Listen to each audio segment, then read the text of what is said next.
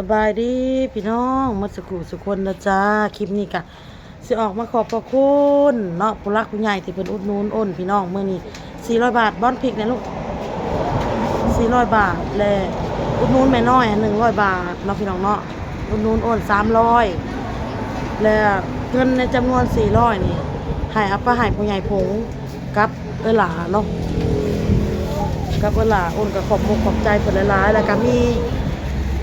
ผู้ใหญ่ใจดีอีกผู้นึงเนาะอุดหนุนอ้นอีก100 บาทเนาะอ้นเพิ่นก็ให้เงินมาแล้วนำอ้นใหญ่เด้อผู้รักผู้ใหญ่ทั้งอ้นใหญ่พุ่นแหละพี่น้องเอ้ย FC เพิ่นอุดหนุนให้อุดหนุนอ้น100นึงเลยอีก50 บาทนะให้เอาให้น้องม้ากินอีก50 บาทเอาไปให้อ้นเพิ่นว่าอ้นก็ขอบมุกขอบใจผู้รักผู้ใหญ่ทั้ง2ท่านเด้อขอบพระคุณหลายๆอ้นก็ขออวยพรให้ทั้ง2คนเลยให้มีสุขภาพร่างกายแข็งแรงให้มีแต่ความสุขความเจริญเด้อปรารถนาสิ่งใดก็ขอให้ได้สิ่งนั้นเงินไหลนองทองไหลมาขอให้โชคให้มานให้ร่ำให้รวยถูกหวยรวยเบอร์เดินทางไปจะให้ตลอดปลอดภัยขอบพระคุณหลายๆที่เพิ่นสนับสนุนเฮาอุดหนุนของค้าของขายเฮาพี่น้องเลยแล้วก็ให้เฮาสู้อดทนเมื่อยก็อดได้พี่น้องสู้อ้นถ้าว่าเมื่อยบอกกับเมื่อยแต่กระสู้กระต้นกระโตนี่คือมีคนตีนี่คือว่าปวดไปเมิดนี่ก็ซักเครื่องเต็มตู้ตากผ้าตากแพร่แล้วก็พาลูกออกมาขายเครื่องออกมาขายคือเก่ามื้อนี้ก็มี3ห้านพี่น้องเด้อห้านอ้นน้อยแม่น้อยแล้วก็ห้านอมนขอบคุณหลายๆหน่อยมันเล็กๆไปน้องทองอ้ายปีกแก้ใส่บ่อ้ายพี่น้องปีกแก้ใส่เอื้อยบ่แหวฮอดเอื้อยเลยบ่แหวฮอดเอื้อยปีกแก้ใส่แล้วก็เครื่องเต็มรถพี่น้องเลยมันก็มาย่างก่อนพี่น้องเลยอ้นก็หาก็ได้ออกมาเด้อพี่น้องเด้อมันนี่ออกมาสวยเพราะว่า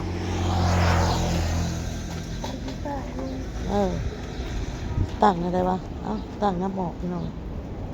ดูนั่นสิตั้ง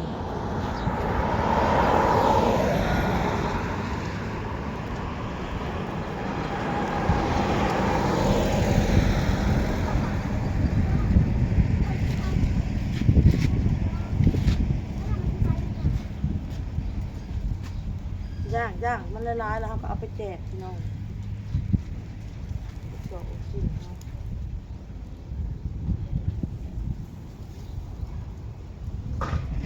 ไม่ต้องมีทุกก่อนคือจะมีทุกก่อนต้องได้เลยนอนตั้งเห็นนอนเดี๋ยวให้ตั้งมาส่ง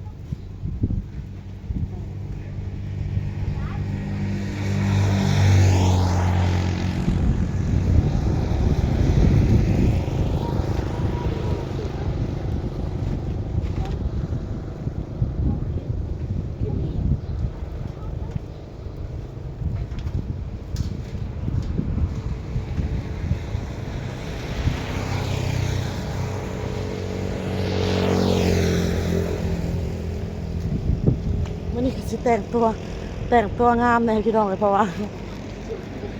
เอื้อยกระท่วงโอ้ยคือเห็ดมันยุบมันงาดค่ะคือพอเห็ดอันท่าหนุกกอกหนุกแก้วเนี่ยเป็นว่าเลยท่าหนุกกอกหนุกแก้วเล็กๆ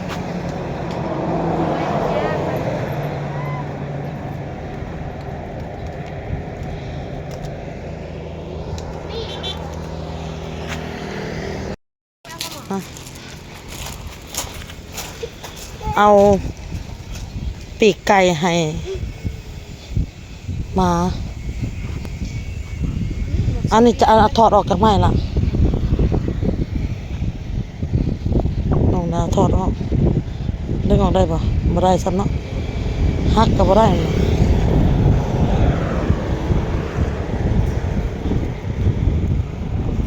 FC ที่เพิ่นอุดหนุนอ้น100พี่น้องเอ้ย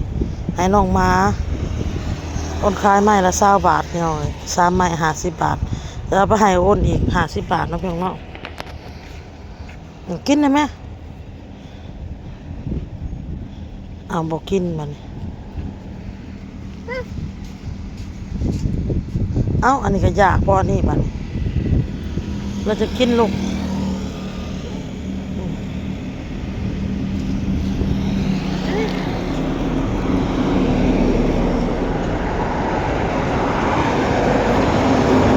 มาทอดเองตัวนี้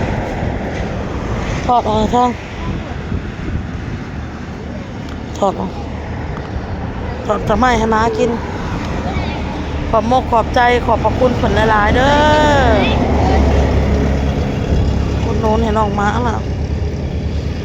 แค่กินมาก่อนทอง ให้มันกินหมดโลดก็ ท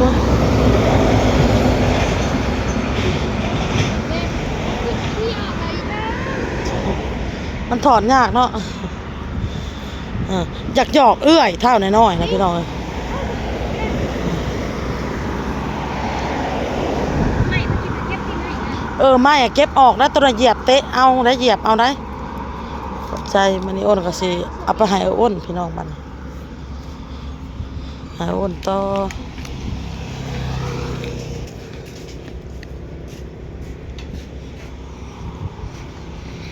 วันนี้ผมสอบดี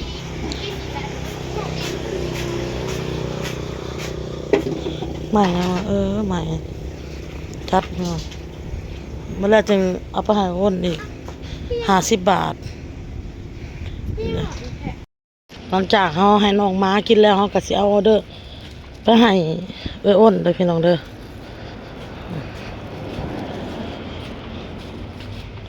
อยู่เรือนบ่ได้เลยข่อย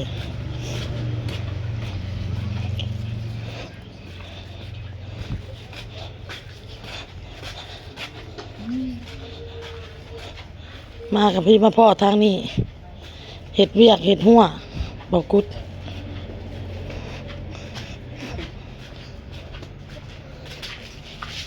อ้น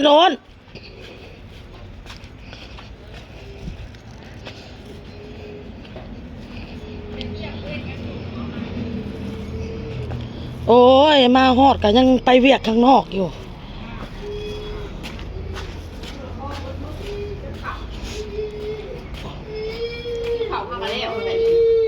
เอาไว้กินตอนแรงนะเป็นพิจารณาหวึกๆนะ สบายดีจ้า ฮะ กัดเอื่อย ป้าโอนป้าเลือดนิ่มเลย เลือดออกแล้ว ข้างไข่เลยแบบมันเจ็บเนาะให้มัน เอาโต้กะกัดเฮาหมู่เว้นนี่กัดในอันมือนี่แต่มันกัดบ่แห้งเฮาว่าแล้วมันละปะบางทีนั่งทางหลังเฮาก็กัดหลังเฮาขี่รถไปนำเฮาค่ะเอาโต้ค่ะมันคันแขวบ่ได้ยันแม่นมันก็คันแขวย่านแม่นความเจ้าเว้าหั่นแหละคันแขว โอ้น้อยได้เด้อจ้าขอบคุณหลายๆเอื่อย นั่นน่ะน้องม้ากาวให้กินแล้วน้องม้าค่ะ กินต้มไก่ เฮาก็อยากอยู่ต้มไก่ส่วนผัวขาให้กินแหน่ ไก่มึงย่างๆนะ ต้มให้กินแหน่บ่โอนบ่ให้กินโอนอย่ามาแตะ กินมึงก็ไปซื้อกินอยู่ตลาดเนี่ยอีสังเอา อ้าวซื้อกินผักเงินหน่อยบ่หลายบาทนี่ ใครบ่ได้กินตัวนั้น ถามว่าโตเท่าไหร่บ่120 130ไก่กะ ตัวละแสนได้ตัวน่ะไก่ซ้ำไก่มึงน่ะตัวละแสนนอน ถามมื้อนั้นก็เลยบ่ได้กิน ผูเต็มผูใหญ่ๆนั่น อันนี้หาโคตรไก่คนอ้นเลย เข้าต้มเองนะบ่มีรสชาติแซ่บ 3 ชั่วโมงเลยโบ ต้ม ไก่ 3 ชั่วโมง ไก่เฒ่าฮะ มันชื่อไก่เถามันให้เอ้ยต้มกินเนี่ย แม่ที่ใส่แบบมัน เอาไว้แล้วน้องนี่แม่ย่างน้องนี่แต่เปิดไข่ ว่าอยู่ซะน้อยไปใส่คือเงียบแท้บ่เพิ่นละเว้าในนี้อดเอาหมดเดือนนี้เพิ่นสิขอพักผ่อนมื้อหนึ่ง2มื้อเพิ่นจะสิค่าให้กินว่ะเฮาว่าโอ้ยสาธุว่ะค่าให้ขอกินแหน่เฮาว่าอลีโอนขี้เป็ดขี้ไก่ผัดเมียเป็นคนเมียนคนเสร็จอยู่ตามอันตามศอกตามสิ่งนะคือกันบ่เจ้าก็ได้ก็ได้เป็นแต่ผัวเฮา ข่อยนี่บ่ได้สนข่อยเดี๋ยวข่อยอยากนี่ข่อยจัดการโลดไอ้นี่แต่ว่าข่อยหลักกินข่อยจัดการโลด ใส่ไก่ ข่อยกิน ตายไปเลย ก็บ่แล้วมันหักจมเว้าหั่นแนวนี้หั่นแหละโอนจมเว้าให้เฮา เด้อขายกินจนเบิดคอกแล้วนะดีกว่าปล่อยแล้วจะมาหลักเอาแม่ละว่ะเรียกบักใหญ่เลย นี่ก็ปล่อยถ่ายเข้ามาหลักเอานะ เขาเบิ่งเขาก็ชอบอยู่นะขี่รถจอดหลายเถื่อแหละทางหลังบ้าน ได้ไก่มึงหยำนี่หยำกลนกันเตรียมหลักกำลังจ้องจะบอกมึงเจ้าหน้ามึงบน ลาย ไอ้ บ่ บ่ อ้นไก่บ่อ้น 7 โต 8 โต มันโตใหญ่ ลายได้ ได้กำลังใหญ่มันกับเป็นแพร่ยำ แล้วมันได้สุดนี่แหละผัวเฮาล่ะให้อ้นให้หมดเลย9 โตน่ะ เรียกเอาอ้น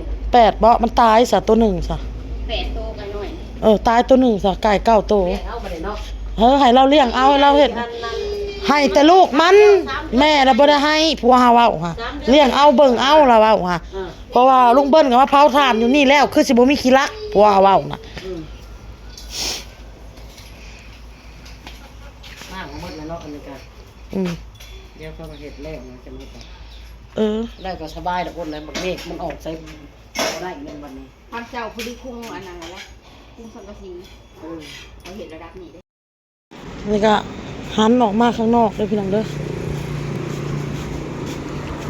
เอาแล่นแหละปุ๊บแหละใช้แล้วเอาโต้ฮะปาโต้เอาไปจ้ะเอาไปจ้ะไปจ้ะคือบ่นอนซะเนาะแม่เอาคลิปนี้ก็ล่าแหละเด้อพ่อกับคลิปหน้าน้องทองนอโต้กับติดน้องดาวเลยได้เดียวนี่พี่น้องเอ้ย